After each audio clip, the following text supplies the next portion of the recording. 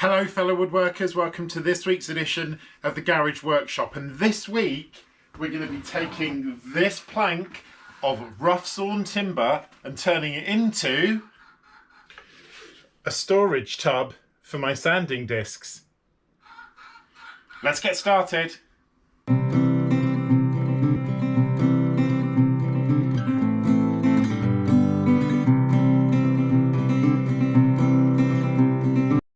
The first thing, of course, was to get the wood out of the car, which I managed to do, and it just as it started raining, luckily.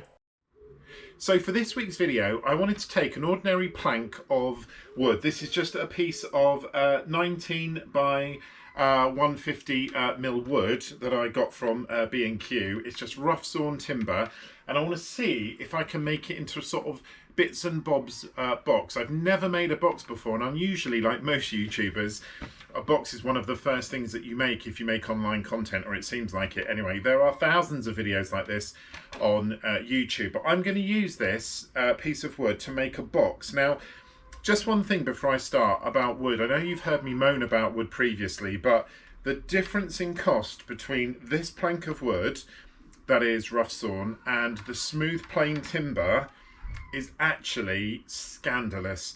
This was £11.97, I think, but the smooth planed version of it was nearly £9 more expensive. It's almost double the price of what it is. You can easily get the smooth effect on this. Maybe not as well as the planed machined ones that you see in the shops, but that difference is absolutely astronomical, and it shouldn't really be allowed because the price of wood is bad enough as it is, but then putting that extra charge on, I think, is a lot. So anyway, rant over, but at the moment, as you'll know, if you're building things like I am, you have to figure in so much the cost of wood before you make a project, and it's no wonder that people are not making things themselves and they're going to places like IKEA and other places where you can buy dirt cheap furniture, because often making things yourself is much more expensive, but of course it's much more fun to make them yourself. So what I'm going to use on this is I'm going to use my table saw.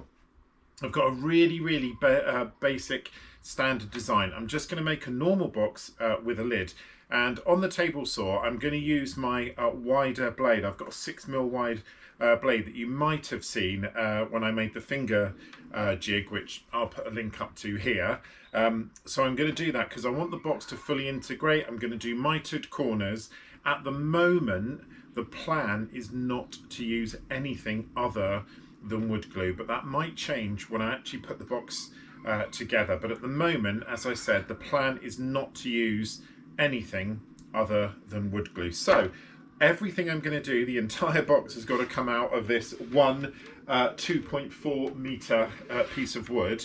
So I'm going to get some measuring done now and make sure that I get really accurate measurements, because there is no going back on this. There's no second chances. If I don't make it out of this, I'm not going to make it. And one other thing, I spent a long time searching for this piece of wood. I got it in a very famous English DIY shop with an orange logo. You all know what it is.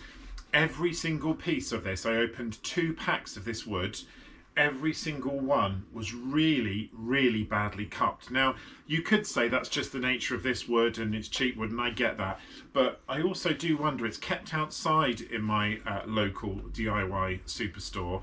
Their wood storage bit is actually out of the building. It's covered, but it's outside. And I'm wondering if that's got something to do with the moisture or why the board's cupped so much. Because although this is pretty straight, you can probably see at the end, on this end, it is cupped a little bit, and the entire thing, I'm not sure if you can see that, the entire thing is warped, sort of bent towards the end. So that's not going to be a problem for me, I don't think, in the way that I'm going to use it. But just a little thing about buying wood, if you're paying for wood, you want it as straight as it can be, really. But let's get marking and let's see how far we get. So again, I took my time with measuring. I wanted to make sure that it was exactly spot on, and then I set a stop block up when I was happy with the size. Originally I cut quite a few pieces of this before I realised that, you know, the bottom wasn't going to fit. When I'd done that, I just set it up. You can see the stop block there, and just made the repeated cuts, which were all the same length. So they're the sort of side, what I thought were going to be the top and bottom. Then I adjusted the stop block and got both the end and the beginning, or both sides. So with a box like this, the gap I've got at the bottom, I had hoped it would be the same size as the gap that I've got on the wood that I've got at the top. But obviously, because of the way I'm going to make this and I'm channeling it out, I haven't got enough of this type of wood for the top and the bottom of the box. The gap is a little bit wider. Now, of course, I could cure that by, you know, chopping this down, this piece of wood down, but then I'm going to have a very narrow box, which I also don't want. So looking through my wood pile, I found this piece of wood, which is a sort of slightly harder sort of plywood. It came from the salvage caravan that I had a while ago. Now this is wide enough, when the channels are all cut out, it's wide enough that it would fit in and it will be the bottom of the box. So you won't ever see it. It won't matter that it's a different piece of wood or a different colour. Now I have got another piece of this that I could use for the lid on the top, but what I think I'm going to do is use the offcuts of this and possibly joint them together with my domino joiner and use those as the sort of lid. But I also might not have a lid.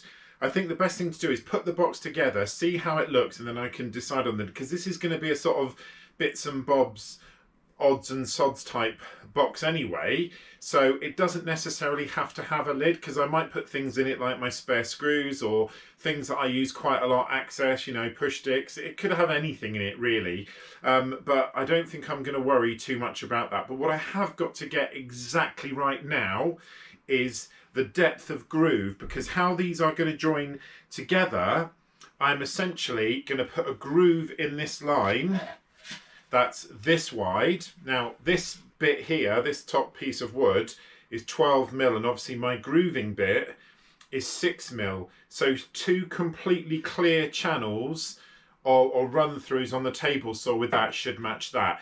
So that's going to sit like that, and obviously I'm going to take a groove out here. You can also do it with the track saw. I'm only going to use the table saw because I've got the grooving bit. If not, I would be tempted potentially to use the track saw. And I know Peter Millard, on a lot of his videos, he's cut in sort of dados or grooves like this by putting the track saw and cutting here, and then putting putting the wood in a vise and then running it through that lengthways. I could do that, but as I said, I've got a grooving bit on my table saw, so I'm not going to really I'm going to use that. That's what it's there for. So I'm going to put that channel in on all 4 pieces of wood, and then when I've done that, I will have the correct measurement in theory for putting this wood on, and then I can just put it on the bottom, and then I'll make a decision there. So the next stage is obviously to get the table saw out, put the grooving blade in, and start doing the grooves. Now the same thing is going to happen here. Obviously this is going to be a mitered joint,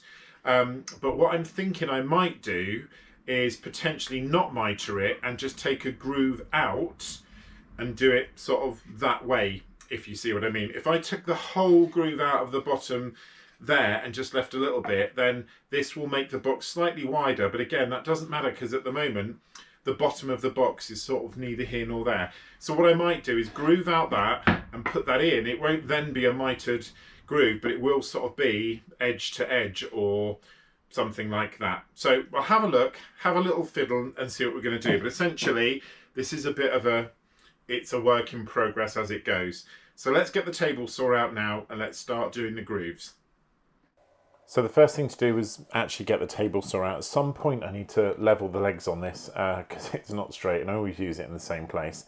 I then popped out the blade and put the grooving blade in, which I've used a couple of times. I'm not going to lie, it's quite scary using this blade. You've got to be super careful, and as you can see there's a little bit of play there when I was running the wood through, so I ended up stepping on it. And that was basically just down to me. I then tidied it up with a chisel to get the edges nice and straight. Didn't take too much, to be fair. The cuts were pretty good. They're just like a couple of bits, sort of paper thin bits on each side, but more than that I also wanted to make sure that they were nice and level, which thankfully they were. Then I offered them up. It all looked like it fitted. Did notice a bit of problems with the cupping there, and then I tried a test piece to check it was working, and then I went and got my proper pieces, and obviously these are all just cut at 45 degrees on the mitre saw, and that allows them to have a sort of mitre edge. I then offered them up as a sort of dry fit. It turned out that one was better one way than the other, although I don't understand why. They should have been the same either way. But when it was done, happy with that, and I then moved on to the gluing. Now, unfortunately, I don't know what happened here. I think it was lack of pressure, but when I glued these initially, one side really took and glued very well, and the other didn't. Of course, I didn't use super glue, which I know, CVA glue, which I sometimes use just to get it to stick, which was probably my mistake. I then ran through the piece of wood that was the bottom, gave it a little bit of a sand, and then cut the right length, and then it was time to assemble the box, which I did. And as you can see by now, I realised that I did need those brad nails in there, those pins in there, just to keep it nice and straight. So not to worry, there's only a few, and to be honest, they just look like features of the wood. It's nothing that would concern me, and it is only a storage box in a garage after all. But yeah, I did think I was going to get away with it, but as you can see, I just needed those pins to sort of pull it together more than anything else. Then I just quickly clamped it up and attacked it with my sander. I've done this in sort of time shift on my GoPro. It actually was quite a lot, and I really made sure that I got this as smooth as possible, having moaned earlier in the video about smooth planed timber, but I did a really good job and it was very smooth at the end. Okay, so the project is over. I've achieved what I set out to achieve, which was to make a box. And when I was making it, I didn't really have a lot of idea what I was going to use it for, but now it's actually finished. I know exactly what I'm going to use it for, and I'm going to put my the discs, the sanding discs, paper sanding discs in it. It's just about the right size. It's actually got a little bit of room, so I'll be able to get my fingers in, but it's just perfect size, storage size for that. So pros and cons. Overall, fairly happy with how it went. The biggest issue is I must have misjudged somewhere on the inside. Just on the inside there, I've got a little bit of a gap, which you can see at the back, and I think that's due to that bit being cut a little bit too hard or too high. In terms of the insides, I've checked all of the angles are all 90 degrees, so that's a massive bonus. It's all at least level and exactly the right size. The bottom looks a little bit messy on the bottom. I've got a bit of a gap here. Again, that's the same side where it's been cut a bit too deep. But overall, for essentially what it is, which is just a wooden box, really pleased with it. I flattened out all of the sides, as you saw, with the sander, and to me, it's just as smooth as a piece of planed smooth timber. So really happy with it. Again, I set out to achieve something. I've achieved it. It might not be 100% quality, but we're creeping up to the 90%, and it's functional. It does exactly what I want it to do. Obviously, you'll see in the video, I did have to tack it, which I'm thinking perhaps I could have done that a little bit better, maybe the way I clamped it, or using my picture frame, the cord picture frame things. It's a nice warm day today, so the glue should have dried. Unfortunately, it didn't on one side, but that's not too much of an issue. I could go around and fill those in, and at some point I might paint it, and if I do, then I'll fill those gaps in. But as I said, really pleased. I hope you've enjoyed this week's video on the garage workshop. Just want to give you a little bit of a brief update on what's coming next. Next week I've got a review of March, and just talking about some of the things I'm into, some upcoming things, and there is going to be a poll related to that, so please watch it carefully and please fill the poll in, because it's about the future of the channel and the content that I produce. So keep your eyes peeled for that. And then the week after that, fingers crossed, I've got a bit of a special for me, where we're going to have a sort of 10-minute tool review with a difference, so please keep your eye out for that. If this is your first time at the Garage Workshop, please can I ask you to subscribe, like and comment. If you are a regular viewer, thank you so much for your continued support and for all the feedback I get. I really enjoy it, and please also like and comment. Have a fantastic week. I'll catch you on next week's video. Take care, fellow woodworkers.